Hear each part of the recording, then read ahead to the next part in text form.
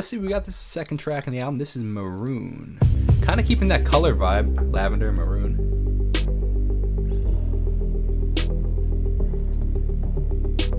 Kind of 1989 vibes. Dude, she has such a distinct style of writing. This very one note bum bum bum bum bum bum. Very, very, very, very, very Taylor Swift melody style.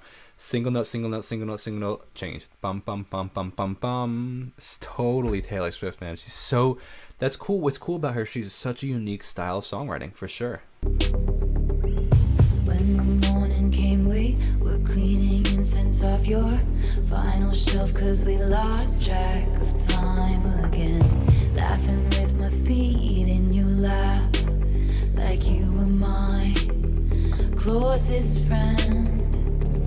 How'd we end up on the floor anyway? You say your roommate's cheap ass screw top rosé. That's how.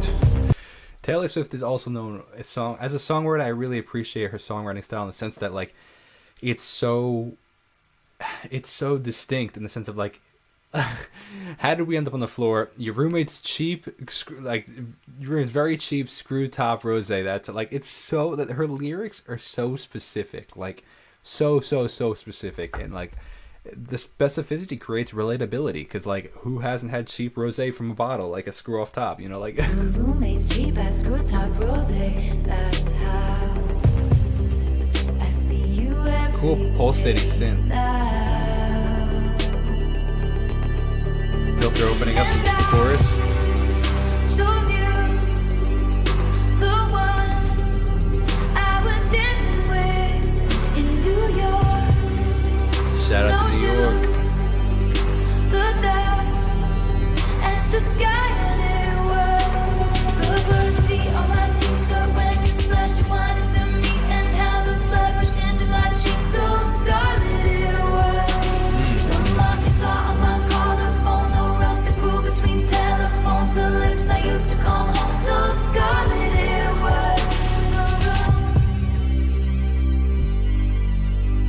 Very interesting production style throughout this whole album. So I mean, we're 2 songs in, but I'm so surprised by it in the sense of like it's so mellow. I would call it actually a great, I think, term is mellow pop, in the sense of like this very, very, very unique mellow pop style. Like it's like very, I want to say almost, they're not organic sounds, but it's almost like this organic synth sound, in the sense of like there's these very like like warm lo-fi pads that kind of create this atmospheric sound, and you're becoming part of the song. But what's interesting is they're very, very mellow. They haven't really progressed yet, and I'm really interested to see like how this album progresses, because as a listener, you want Taylor Swift as a writer is really good at creating these like dynamics in her songwriting, where like some are really chill, some like are really upbeat. So I'm really curious to see which ones and where. But it's also interesting to think about like her placement of songs, like to start with some 2 chill songs, really drawing the listener in. Very, very, very interesting. I gotta say though, honestly, I think this is probably her strongest vocal album. So I mean, again, 2 songs in, but like her vocals are really strong in this album so far. Like it's really well placed in her voice. It's really cutting. It's really dynamically just there. It's good. Nice. These synth sounds are so interesting. When the silence came, we were shaking, blind and hazy. How the hell did we lose sight of us again? Sobbing with your head in your hands. Ain't that the way shit always ends? You were standing hollow-eyed in the hallway. Carnations you had thought were roses. That's us. Wow, this is a clever lyric. Mistaken kind of, that's a very cool lyric. Carnations you thought were roses, that's us. Like this really cool mistaken kind of beauty is very interesting. I feel you no matter what. The rubies that I gave up, and You were starting to grow dynamically. the one I was dancing with in New York. No shoes. Very simple production still.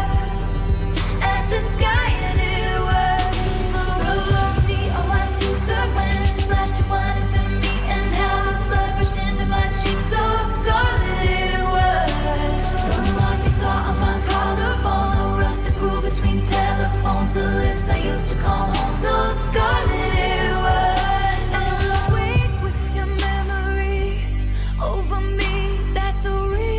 Nice. legacy.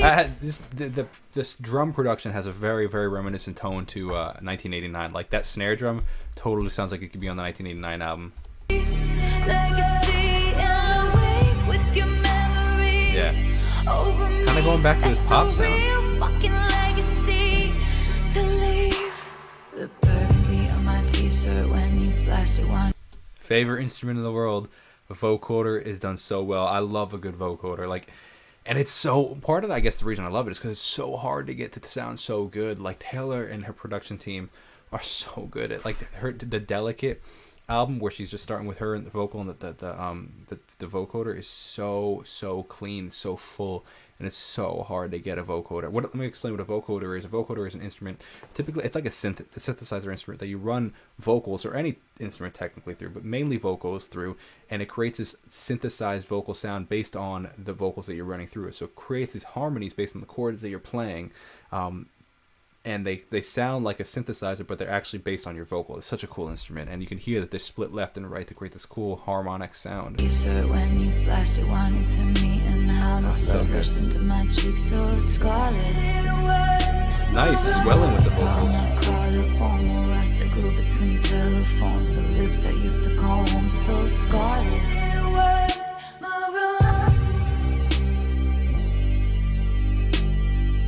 Really, again, organic pad sounds, just kind of creating that atmosphere.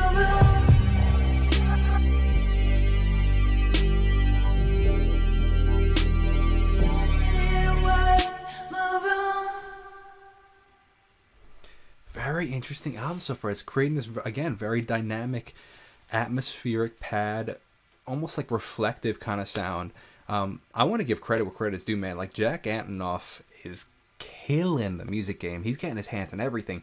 He just produced the 1975 new album, which came out last week. He was just obviously on the first 2 tracks of Taylor's album, which came out today. Like, man, this guy is putting in work in the music industry. Obviously, he has his own band, Bleachers. He was also part of, I believe he was part of Fun, if I'm correct. I'm pretty sure he's part of Fun. Like, this guy puts in work.